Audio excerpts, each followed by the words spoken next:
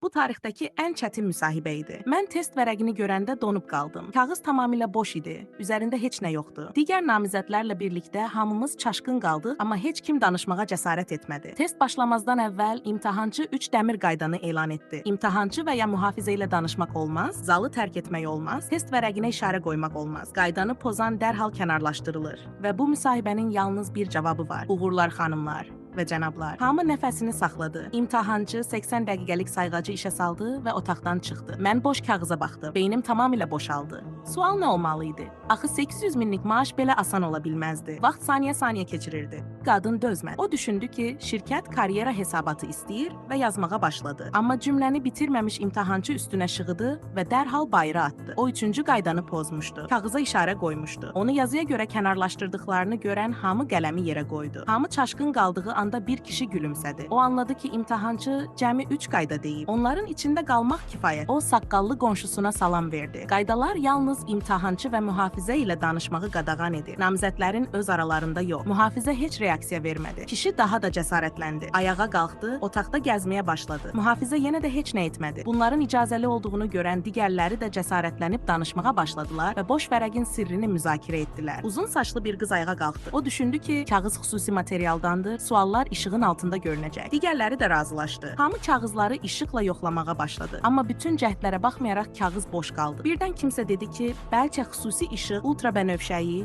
infraqırmızı, yaxud rentgen lazımdır. Amma otaqda belə avadanlıq yox idi. Hamı ümidsizləşəndə mən divardakı fövqəladə işıqları gördüm. Bəlkə də lazım olan mənbə o idi. Kişi dərhal divar lampalarını sındırdı.